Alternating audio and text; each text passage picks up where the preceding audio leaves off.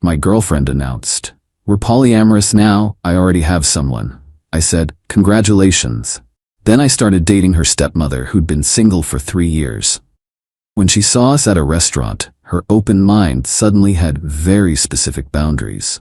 I, 29 male, was sitting on the couch watching the game when my girlfriend Bethany, 26, walked in with this weird energy. You know that vibe when someone's about to drop something heavy, but they're trying to act casual?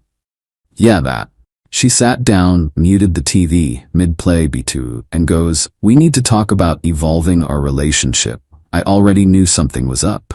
She'd been working late a lot, new clothes, constantly on her phone giggling. I'm not stupid. I've been doing a lot of reading and soul-searching, she said, pulling out her phone to show me some polyamory article. Monogamy is actually a social construct designed to control people.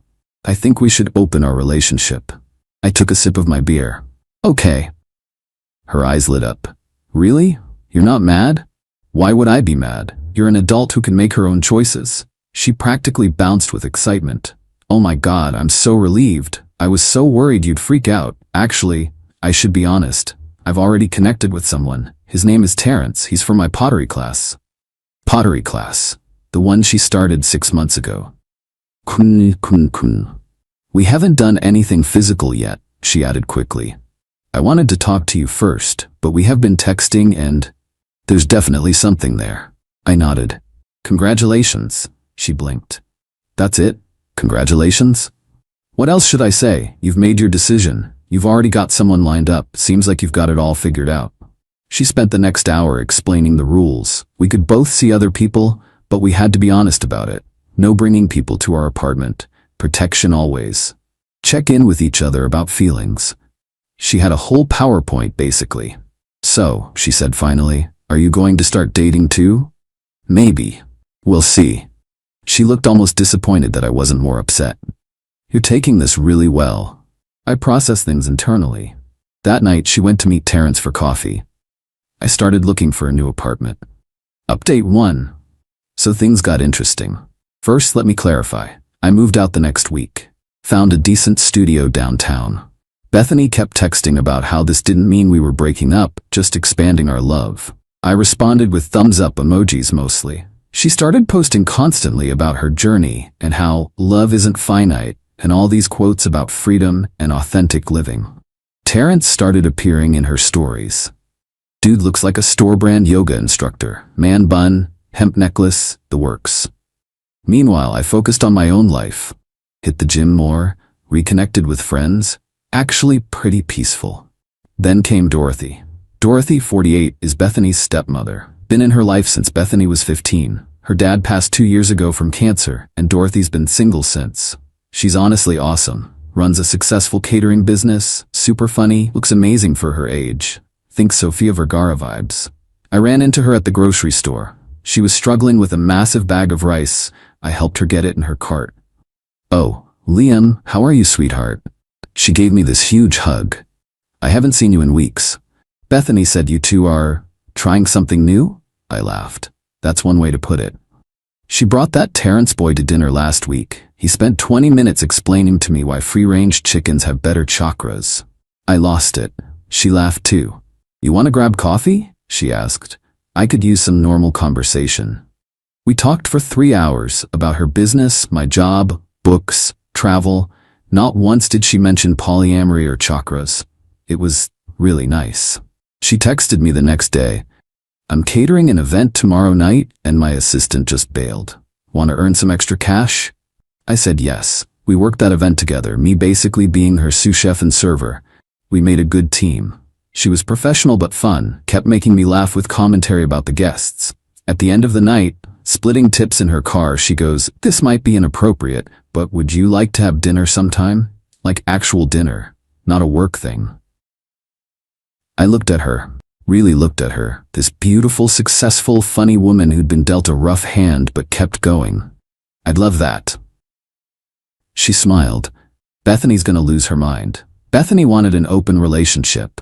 Oh honey, she wanted you to sit at home crying while she played with her new toy. She didn't expect you to actually use your hall pass. Update 2, Dorothy was right. So we kept things quiet at first. had a few dinners, went to a wine tasting, saw a comedy show. Look, I'm not gonna lie, it was amazing. Dorothy is everything Bethany pretended to be. Actually cultured, genuinely funny, successful without constantly talking about it. The chemistry was insane. That thing where you can talk for hours or just sit in comfortable silence, we had that. One night, about 3 weeks in, she goes, "You know we're gonna have to tell her eventually." Tell her what? We're just two consenting adults enjoying each other's company. She kissed me. First time. Now we're two consenting adults who need to have a conversation with my stepdaughter. But before we could, the universe handled it for us. Dorothy and I went to this nice steakhouse downtown. We're having wine, laughing about something stupid her client said, when I hear, "What the F, Bethany?" standing there with Terrence and another couple. Her face was red, like cartoon-level red. "Hi, sweetheart," Dorothy said calmly. "You remember Liam? What are you doing?" "Having dinner. The ribeye here is excellent." Bethany's mouth opened and closed like a fish. Terrence looked confused. "Babe, who's this?" "That's my boyfriend." "Ex-boyfriend," I corrected. "We're polyamorous now, remember? And this is my stepmother." Terrence's eyes went wide. "Whoa, that's actually kind of evolved, babe. Like breaking societal taboos and conventional family structures." "Shut up, Terrence." The restaurant was staring. The manager was approaching. "Perhaps we should discuss this outside," Dorothy suggested. Bethany stormed out. We followed. On the sidewalk, she completely lost it. "This is sick. You're doing this to get back at me." "Actually," I said, "I'm doing this because Dorothy is an amazing woman who I enjoy spending time with." "She's old enough to be your mother," Dorothy laughed. "I'm 48, not 68, and last I checked, age gaps were part of your love has no boundaries philosophy. This is different." "How?" I asked. Because she's my family." "Stepmom," Dorothy corrected. "And barely that anymore since your father passed. We see each other what, once a month? When you need money?" Ouch, but accurate. Bethany only called Dorothy when she needed something. "You can't do this," Bethany said to me. "We have rules." "Which rule am I breaking?" "I'm seeing someone else. I'm being honest about it. I'm not bringing her to our apartment, which doesn't matter anyway since I moved out." The rule about not being vindictive. I don't remember that PowerPoint slide.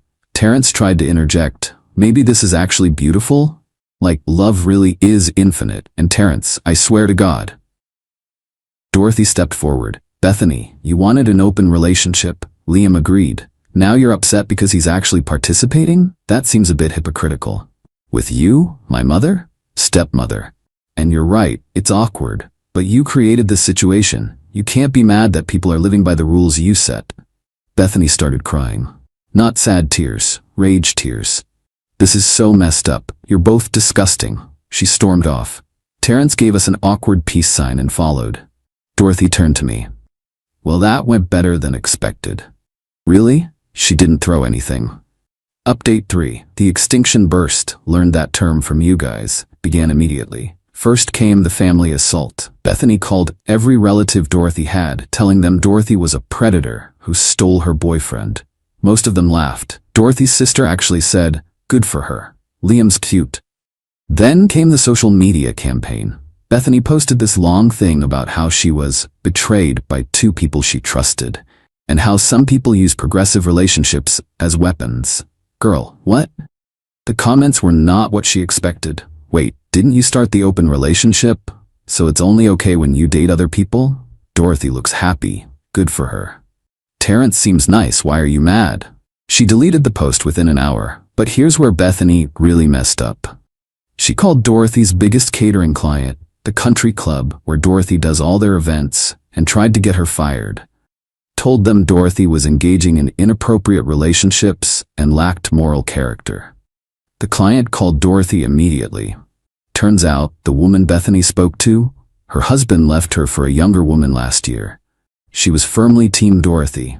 Not only did Dorothy keep the contract, but the country club lady invited us to their Halloween gala as her personal guests. Dorothy was furious though. She can be mad at me all she wants, but messing with my business? That's too far. So Dorothy did something genius. She didn't retaliate. She just documented everything. Every text, every email, every voicemail, the attempted sabotage, the harassment, all of it. Then she sent it all to Bethany's dad's brother, Uncle Roger, the executor of her father's estate who still controlled Bethany's trust fund payments until she turned 30. Roger was not pleased, called Bethany immediately and told her if she didn't stop harassing Dorothy, he'd consider her behavior a violation of the sound mind and judgment clause her dad put in the trust. Bethany called me screaming, "You turned my family against me." "No, you did that by trying to destroy Dorothy's business. She's sleeping with my boyfriend, X, and you're sleeping with Terrence. That's different. You keep saying that, but never explaining how." She hung up. Update 4. So Bethany showed up at my apartment with Terrence and a whiteboard. I'm not kidding. A full whiteboard with a relationship diagram showing why Dorothy and I couldn't date. It included terms like emotional incest and pseudo-Oedipal complex. Terrence had clearly helped make it. There were chakra symbols. "You need therapy," she said. "I'm actually in therapy, have been for years. My therapist thinks I'm handling this whole situation quite well." "You're dating my mother figure. The mother figure you ignore unless you need money." Terrence jumped in. "What if we all sat down and did some energy work together? I know this shaman." "No." But then Bethany played what she thought was her trump card. "If you don't stop seeing her, I'll tell everyone at your work. I still have connections there. I work in IT. My coworker's response would probably be nice." "Go ahead," I said. She did. She called my coworker Jerome, who she'd met at a company barbecue. Jerome immediately texted me, "Bro, your ex says you're dating her stepmom? Legend." My boss's only comment was, "Is she hot?" When that didn't work, Bethany tried something else. She started showing up at places she knew Dorothy and I would be. The gym, our favorite coffee shop, the park where Dorothy walks her dog. Each time with Terrence making out aggressively whenever she saw us. Like, tongue action that should be private. It was embarrassing. For them. One time at the farmer's market, she literally pulled Terrence on top of her on a bench when she saw us. A mom covered her kid's eyes. Security asked them to leave. Dorothy just said, "That used to be my stepdaughter. Sad what happening to kids these days." The security guard nodded sympathetically. Final update. It's been 3 months since that first confrontation at the restaurant. Here's where everyone ended up. Terrence dumped Bethany. Yeah, you read that right. Apparently, her obsession with our relationship was blocking their connection and creating negative energy in their sacred bond. He's now dating someone from his sound healing class. Bethany tried to come crying to Dorothy about it. Dorothy told her she was busy. Because she was. We were at a cooking class together. Without Terrence, Bethany went nuclear one last time. She created a whole website called mystepmomstolемyman.com with pictures and everything. Problem is, she used photos from Dorothy's business Instagram without permission. Dorothy's lawyer sent a cease and desist. The website lasted 36 hours. But the best part? Remember Uncle Roger? He didn't cut off her trust fund, but he did require her to attend therapy twice a week to keep receiving it. Real therapy, not Terrence's chakra stuff. Last week, I ran into her at the coffee shop. She was alone reading some self-help book called When Love Becomes Obsession. "Hi, Bethany." She looked up surprised. "Oh, hi. How are you doing?" I'm in therapy. That's good." She was quiet for a moment. "Is Dorothy happy?" "Very." "Good. That's good." She paused. "I really thought you'd just wait for me, like I'd have my fun with Terrence and you'd just be there. That's not how open relationships work." "I know that now." She actually laughed. Bitter but real. "My therapist says I have issues with control and abandonment from Dad dying. Apparently I was testing whether you'd stay no matter what I did. And that's really messed up." She stood up. "I'm not saying I'm okay with you and Dorothy. That's still weird as hell, but I get that I caused this." She left. Dorothy and I are still together. It's been 6 months now. Her business is thriving. She just landed a huge contract with a hotel chain. I got promoted to senior developer. We're talking about moving in together. Yeah, it's weird that she used to be my girlfriend's stepmother. But you know what? Life's weird. Bethany wanted to blow up our traditional relationship for something evolved and free. She just didn't expect me to actually be free. The funny thing is, I never planned this. I didn't set out to date Dorothy as revenge. It just happened. 2 people who'd been hurt by the same person, finding comfort and then something more in each other. Bethany's in therapy dealing with her issues. Terrence is off aligning someone else's chakras. Dorothy's teaching me how to make the perfect risotto. And I'm happier than I've been in years. Polyamory isn't for everyone, but apparently neither is monogamy. The difference is being honest about what you actually want versus what you think will let you have your cake and eat it too. Oh, and for everyone asking, yes, holidays are awkward. No, we don't all spend them together. Yes, Dorothy is hot. Extremely. No, I don't call her mommy. Gross. Why would you even ask that? Sometimes the best revenge isn't revenge at all. It's just living your best life with someone who actually values you. Even if that someone happens to be your ex's stepmom. Wild? Sure. But Bethany wanted to break conventional relationship boundaries. Careful what you wish for. Peace out, Reddit. Thanks for following this insane journey. Edit. Since y'all keep asking, Dorothy says hi and she's teaching a cooking class next month if anyone's interested. Also, Bethany's therapist apparently uses our story as a cautionary tale about unicorn hunting in polyamory. Not sure what that means, but sounds about right. Edit 2. Stop DMing me asking for Dorothy's business info for catering. But if you're in the Midwest and need catering, there's probably only one company with the owner named Dorothy who's dating a younger IT guy, so figure it out. Edit 3. Terrence started a podcast about conscious uncoupling and spiritual polyamory. We listened to one episode for laughs. He mentioned us as a beautiful example of love transcending conventional boundaries.